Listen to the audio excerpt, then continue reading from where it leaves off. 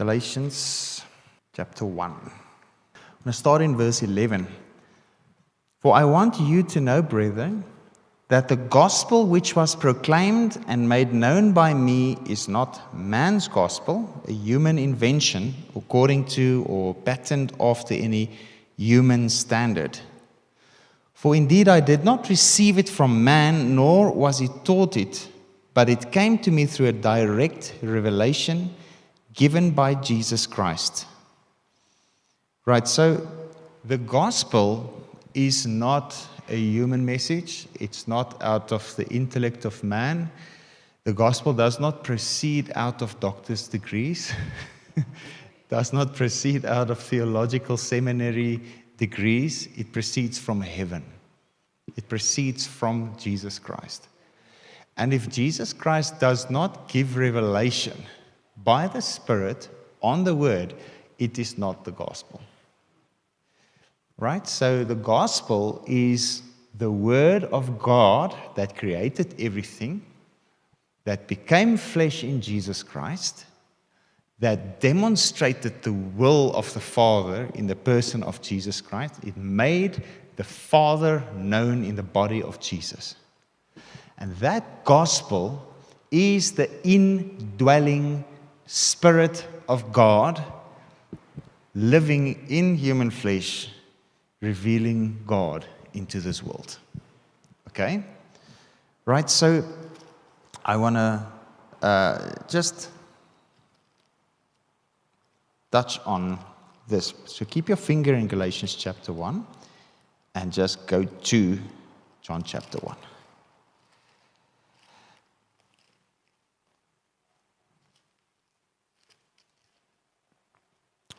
So in John chapter 1, verse 11.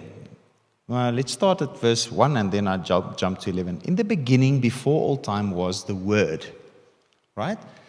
So the Word, in Amplified, it says in the brackets, Christ. This Word is not text. This Word is not information. This Word is the Spirit of God that hovered over the waters, who spoke and who created everything. Okay? So he says, the Word was with God and the Word was God himself. He was present originally with God, and all things were made and came into existence through him. And without him, the Word, was not even one thing made that has come into being. In him was life, and the life was the light of men. Okay, so the Word is the Spirit speaking. And when the Spirit speaks, that which proceeds when you hear is light. Okay?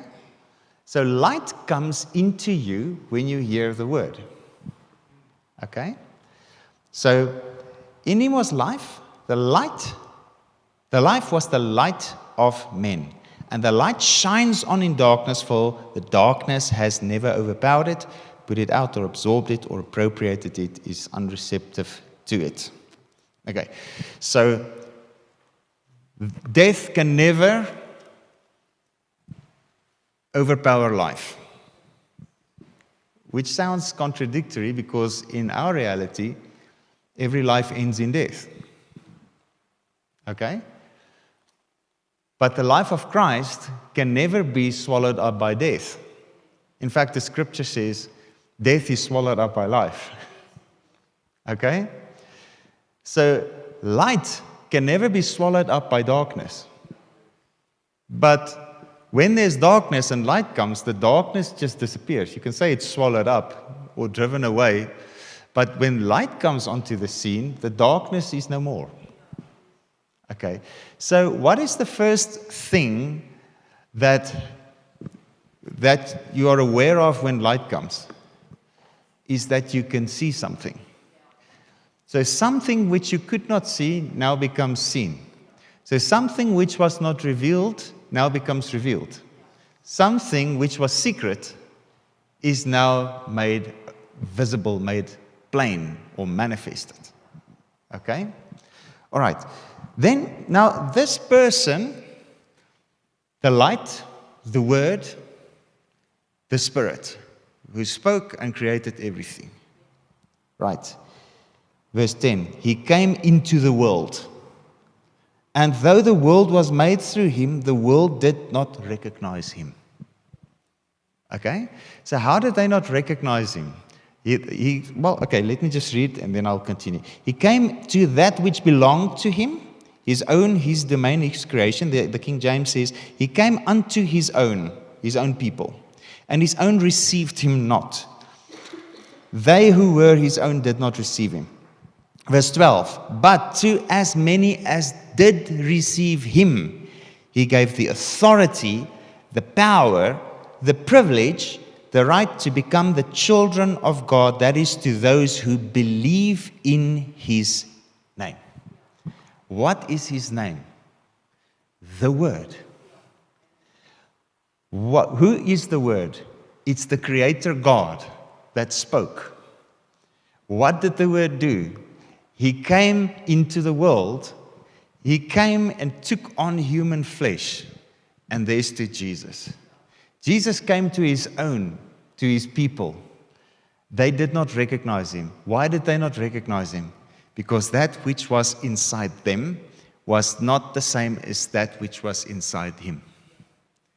Okay? So Jesus spoke to Nicodemus. He says, I am from above. Even in John chapter 8, Jesus says, I am from above, you are from beneath. If you are born from above, he says, then these signs and wonders will come. So in John chapter 3, Nicodemus says, we know you must be from God. So they did recognize something, but they refused to believe it because they liked the control. Okay, so we know that you must be from God. He's coming in secret. He doesn't want to offend the Pharisees. He's one of the head Pharisees, but he's coming at night in secret. We know that you must be from God. You must be from heaven. You must be from above. Because no one can do the works that you do and produce the proofs that you produce unless God is with him. Jesus' response, you must be born again to see. So what is see? It's revealed. It was dark, now it's light. You must be born again to see the kingdom of God. What is the kingdom of God? It's God's authority. It's God's rulership. It's God's world order. How God reigns over man. That kingdom, that authority is revealed and made visible to those who have the Spirit, who believe in him. Their eyes now open up and they start seeing. The Word, which is life and light, enters in, and they can get the capacity to see the kingdom. Okay? All right? So, let's continue in John chapter 1. He says, the Word became flesh and tabernacled among us. And we, what? Saw his glory. The glory, such glory as an only begotten Son receives from his Father, full of grace and truth. Okay. Right, so Jesus is the Word that became flesh. He came unto his own, but his own received him not. So they were the physical seed of those to whom the promise came, even the physical seed of Abraham. But here comes Jesus, the seed according to the promise that was made to Abraham, standing right in front of them, coming to fulfill all the promises, all the writings, all the scriptures, everything that they've been studying. He's the Messiah that they've been waiting for. They've been waiting. They knew this was the time. They knew he was to come. Some recognized him as, they don't want that. They don't want that revelation. They wanted a physical kingdom with a physical king, and a physical kingdom that would, chase away the Romans and, build a city that looked like Babylonia with golden temples and lions everywhere.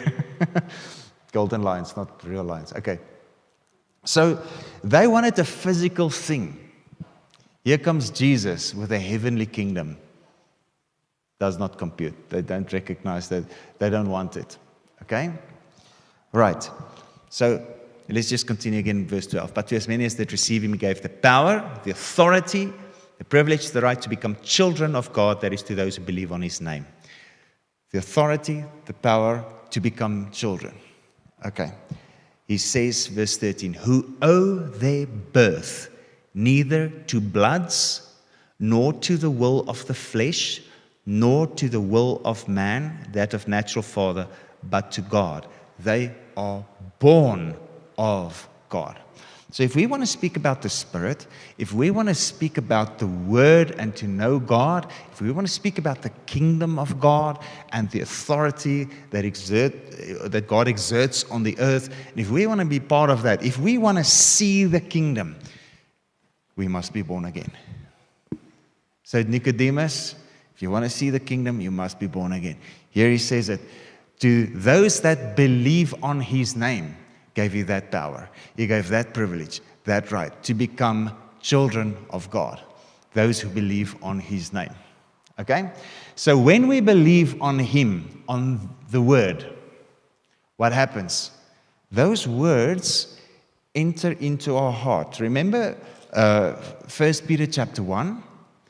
It says, if you call upon him as your father, okay? He says you must, live your life with some reverence towards God in this earth. But he says, you must know this. Round about 1 Peter 1, round about verse 18, thereabout, okay? You must know this, that you were redeemed from the useless, fruitless way of living inherited by tradition from your forefathers. Okay, so how many traditions has now been established in the church through the generations and through the generations? Some of them are good. Paul speaks of traditions. A tradition is just something that you repeat. Okay, so some things are good. It's good to have a tradition to go out and reach the lost. It's good to have a tradition to be filled with the Holy Spirit. It's good to have a tradition to seek God and to pray and to be filled with him. But to have just traditions, yes, but my father did this and my family sat on that bench for decades and now you can't sit on that bench, or we just do this music because that's what our church does. Hey, what are we here for? Are we here to just uphold the tradition that we inherited from our forefathers, or are we here to bring heaven to earth, to reflect the Spirit, the Word that created everything through our lives, become a canvas on which he could project his image, a canvas on which he could make visible himself in you, right? So if the Word and the Spirit dwells in you, guess what? Christ will be seen in you. Christ will be shown in you. Christ will be alive in you. Okay? So you must be born again. Okay, back to 1 Peter 1. He says, you have been born. You have been redeemed, not by useless, by corruptible things such as silver and gold, but by the precious blood. He bought you with his blood. And then he says, you were born again. Not from corruptible seed. What's that corruptible seed? Well, it's just the natural way of being born, like mom and dad gets married and a baby is born. The natural way of being born. Not a corruptible seed or a mortal seed. But you were born from an incorruptible seed, from an immortal seed, which is what?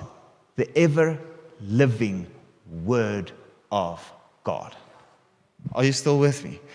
All flesh is like grass. The flower looks so pretty, it's nice, but it falls off. So many scriptures. Today, Matthew chapter 6, like the grass that today is alive and green and tomorrow is cut off and thrown into the furnace. Okay, the grass, flesh. He says, just a little while. There's some glory in it. There's some life in it. That's the corruptible seed. But you were born from immortal, incorruptible seed from the Word, the one who spoke creation into being, the one who was from everlasting to everlasting, the one who became flesh and put on a body and showed the Father. His name is Jesus. That Word, that Spirit, that is what came to you. The Word entered into your heart and you got born again. That is what qualifies you, gives you the power, the privilege, the right to become a son of God. Okay, so what is that word son? In John chapter 1, that word son, teknon, is just offspring, a child of God, right? But that son grows and takes on the nature of his father and starts to show the nature of the Father as the Son receives from his Father instruction, as the Son grows into the image of his Father. Okay, so the Word speaks as the Word now dwells in our hearts, as the Word now renews our minds. What is shown? That which is in the Word. What is in the Word? Life and light. And the revelations come. Life flows from you. The sick are healed. The dead are raised. The lepers are cleansed. So it is an absolute fallacy to say that we are just waiting to just go to heaven. There's no more miracles. We're just sitting here waiting to go to heaven. No, God wants to reveal himself in you. God wants to show who the Father is through his body. You have become the body of Christ. He is the head, you are the body. If his seed word has entered into your heart, if you have been born again, if you've received the kingdom, and if he now dwells in you, shows you the way to go, directs you, renews your thoughts, if he speaks through your mouth, and if he acts through you, you start to show more of him. So you were born. That seed is inside you. You start to grow into maturity. That seed starts to come to the forefront, and Christ is revealed. It's not only hidden inside you, but he starts to make himself known. So as the gospel was at a time revealed to you, and at a certain time hidden to you, it was hidden and then revealed. You could see something. But as you now behold what you can see in the Word, as you now look to that which the Word reveals to you, you start to grow into that same image. That's 2 Corinthians 3 verse 18. And you start to reflect it. And what happens? You start to reveal what is in the Word into this earth, into this world. And you start to be a place where the kingdom of God dwells. As you dwell in him and he dwells in you. Okay? Is that making sense? Okay. All right. So now he says, the Word became flesh and tabernacled among us, and we actually saw his glory, his majesty, his honor. Such glory as an only begotten Son receives from his Father. But we know later in Philippians, Paul says, he's the first begotten, firstborn of all creation, and he's the first begotten from among the dead. So that means that glory shown in you is the same Christ. You are born of the same seed. You have the same Father. It's the same Word that's now on the inside of you. He was the first, he was the only begotten. As the Word started going out, more and more people received it. More and more people got born from above. And more people started revealing the Father. You are also born of God. But in your relationship to the Father, your relationship to the Son looks like this. He is the head, you are the body. He is the Son, you are in the Son. So we are sons, but we are not the Son. Okay? All right. back to Galatians chapter 1. Right, he says, let's start again at verse 11. For I want you to know, brethren, the gospel which was proclaimed and made known by me is not a man's gospel. That word, incidentally, also later in 1 Peter 1, he calls the good news the word of God, from which you are born again. Okay? You can read it. Last verse in 1 Peter chapter 1. All right. He says this gospel is not a man's gospel. It's the word of God. It proceeds from the Spirit. It proceeds from heaven. Verse 12. I did not receive it from man. I received it from Jesus. Verse 13. You have heard of my earlier career and former manner of life in the Jewish religion, in Judaism, how I persecuted and abused the church of God furiously and extensively and with fanatical zeal, did my best to make havoc of it and destroy it. Okay, so he wasn't a friend. And you have heard how I outstripped many of the men of my own generation among the people of my race in my advancement in the study and observance of the laws of Judaism.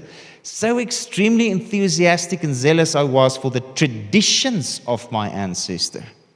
But when he, Jesus, who had chosen and set me apart even before I was born. Okay, you can check that words out also in Jeremiah chapter 1. And had called me by his grace, when he saw fit and was pleased to reveal his Son within me, so that I might proclaim him among the Gentiles as the glad tidings. Immediately I did not confer with flesh and blood. I did not consult or counsel with any frail human being or communicate with anyone. Nor did I even go up to Jerusalem to those who were apostles before I was. But I went away and retired to Arabia, and afterward I came back again to Damascus. Okay, so why did I go to Arabia? Why did Paul go to Arabia? Because that's where the law was given. And that was his whole world. That was his whole life. So he went to that place, to that same mountain where the law was given, and he had open visions with Jesus. And Jesus explained to him how the gospel is the fulfillment of all the scriptures. Because he was the most educated of his day in the Judaic traditions. So he became the one that God chose, the greatest persecutor of the church. But with the most knowledge, God called him and said, okay, I want to not only show the theology. Yes, he did, because he wrote the New Testament. But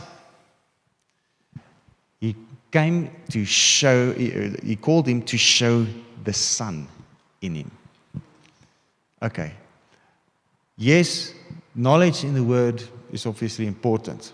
But knowledge in the Word is not important in itself. The Word is Him. The gospel is not just a message, because then we just fly over an area and just drop out 1 million Bibles and job done. The information is passed on. You know, people can read. And in some areas that will actually make a big impact because the people are hungry. But that's not what God wants to do. He wants to reveal His Son, not only impart the letter of information. The Son is the Word that became flesh. And if you read John 1 verse 18, we didn't get to it. He came to reveal the Father. He came to make known the Father. This is something I say so many times. Okay. So now, God, this is the word that I have. And this is something I heard in December, something so clearly that the Spirit spoke to me. God says, I want to make my Son known in you. And this is the scripture. God chose Paul to reveal his Son in him. And that's why he was chosen to bring the gospel to the Gentiles. So what's the Great Commission again? Does anyone know? Or for some it's the Great Suggestion, but it's the Great Commission. Well, there's a few gospels, and it's a bit different, but you can put them together. Like in end of Matthew, he says, "Go into all the nations, make disciples of the nation." How do you make a disciple? You teach. That's what the word in Latin, from which the word disciple is derived, means. Discipuli means someone who sits at the feet of the master, who's learning from the master. The teacher is the magister, and the person learning is the discipuli, the discipulus. If it's girls, discipula. Okay, so he is the master. Jesus is the master. He's the teacher. Now he calls us together. He says, "Go, teach. Make disciples. What I have taught you, bring it over to them. What I have told you, go tell it to them." Okay? That's making disciples. So discipleship is simply going to teach. That's all it means. So now, in Mark chapter 16, he says, "Go where? Into all the world.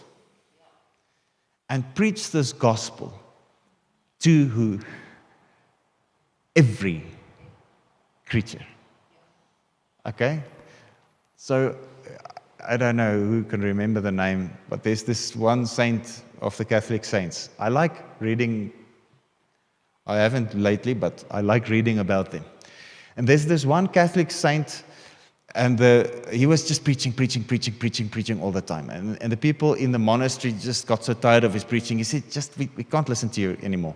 So they just sent him out, and he went outside to the lake, and he started preaching, because he said, God says preach to every creature. And he preached to the lake, and the fish stuck their head out the water and listened to him. Okay, so I just like those stories, Anyway, I believe in the supernatural, if you don't understand. Okay. Now, St. Francis, he had this thing where he would talk to animals, and the animals would come and sit and listen. But it's all the same anointing. Okay, anyway. So, every creature. Go into all the world. Okay, is Pretoria in all the world? Then you can go there. Is Jerusalem in all the world? Then you can go there. But you won't necessarily receive such a great welcome. Some places, but not everywhere. Okay? Belarus. Is Belarus in all the world? Yes. Botswana. It's in all the world. So if God calls you to a specific place, go there. Otherwise, just pick a place and go preach. If the Spirit stops you and say, "No, don't go there now, go there," then listen to the Spirit. But otherwise, just do what your hand finds to do. People, I don't know, must I go there or there? Is it in all the world? Yes, you can go there. Unless the Spirit stops you and sends you somewhere else. Okay, so what are you supposed to preach? Everything you know? No, preach Him. Okay? Philippians chapter 1, Him we preach and proclaim among the nations. We are not preaching and proclaiming the dogma of a specific denomination. We're not preaching and proclaiming a specific set of traditions that we've received hundreds of years ago from our forefathers. You've been redeemed from that. What is the Spirit revealing to you through the Word? What is the Spirit of God speaking? Speak. Open your mouth. Let that voice, let that sound that was released to create everything, that one that's now on the inside of you, be released into the earth again and bring light and life into the world around you. God wants to show Himself through you. He will do it through word. He will do it through action. He dwells on the inside of you. It's not about you. It's not about how, will they like me or not, or will they receive me or not. He didn't say anything about that. He said, go preach the gospel to every creature, and these signs will follow them that believe. Now the question is, are you them that believe? If you are them that believe, the signs will follow. So we can have all kinds of nice theological discussions why the signs are not supposed to follow. But the word says, if you're not them that believe, the signs won't follow. So that's the simplest explanation why the signs don't follow. It's because no one believes it. But how can someone believe it if it's not preached? And how can someone preach it if someone is not sent? As it is written, Isaiah 52, how beautiful are the feet of them that bring glad tidings of good things. Okay, how beautiful upon the mountains are the feet of them that bring glad tidings.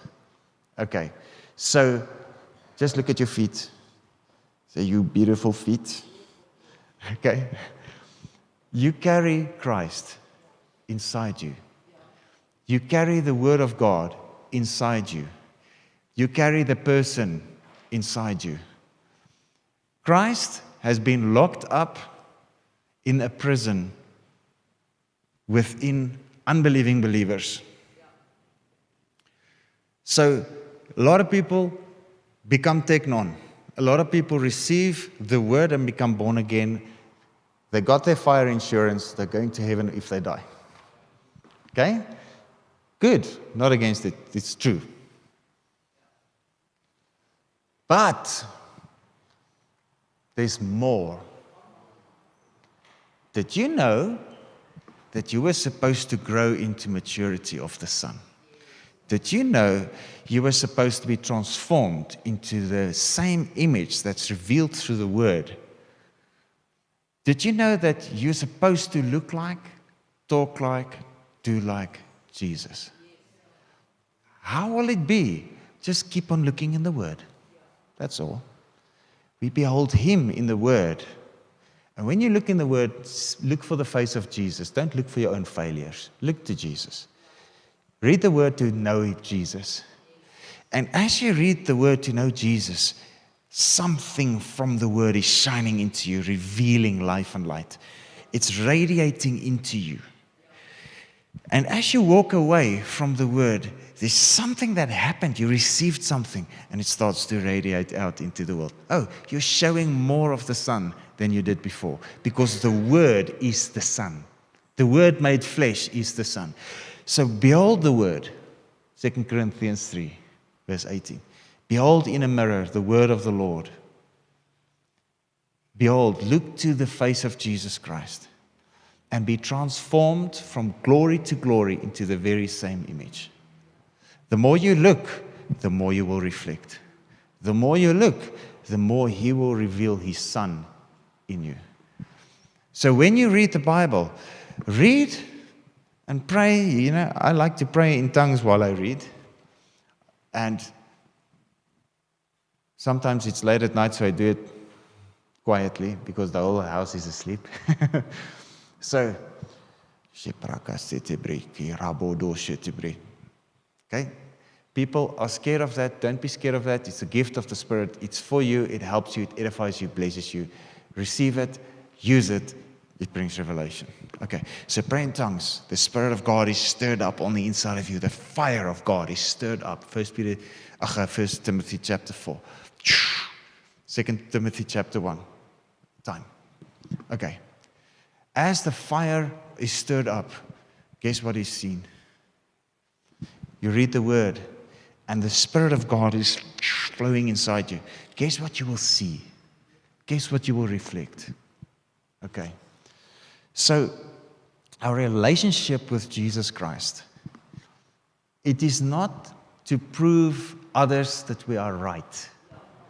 It is not to prove to others or to, resist something that is good, that is meant to be a gift for us. Just to insist on holding on to our doctrines. It's just to hold on to our traditions. Listen, let it go. It's not going to help you. Your traditions cannot save you. Your doctrines, your dogmas cannot save you. I want to be corrected by the Spirit of God. If I'm holding on to something and it's not life, let it go. You know? If it's not producing life on the inside, if it's not shining the light, if it's not revealing the person, then what are we busy with? And I think essentially that's the difference between dead religion and knowing Jesus. Okay, so the calling is towards Him, not toward knowledge. It's the knowledge of Him. Okay, so let me just end with this. Two scriptures, Ephesians chapter 5 and 1 Corinthians chapter 15. Intentionally not reading it, because otherwise it's another half an hour. So, Ephesians chapter 5 says, "Awake, O sleeper, and Christ will give you light." Okay? 1 Corinthians chapter 15. "Awake to righteousness and sin not. For some of you have not the knowledge of God." I'm not talking about knowledge of the doctrine. Some of you have not the knowledge of God. With other words, that intimate fellowship, that inner fire that's burning, that you're carrying, that you're reflecting. Some of you have not the knowledge of God, and I speak this to your shame. Right. So a Christian must be on fire. A Christian must be a carrier of the Christ. That's what makes you a Christian. A Christian must reflect Him into this world. Okay? It's about showing Jesus. And Jesus' heart is only to show the Father. Just look at Him. Just trust Him. Okay. All right. Thank you, Father. Thank you for your goodness. Thank you for your light and your life that you're revealing through your Son. Jesus, thank you that you are dwelling on the inside of us. We welcome you, and we ask you to stir this fire up. We ask you to shed more light on your word. We ask you to dwell in us and show yourself, your Son, into this earth. In Jesus' name. Amen. Amen.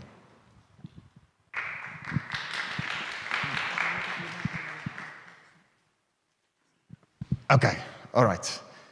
Two things. The team that went out on outreach yesterday, I want the team to come and pray for everyone.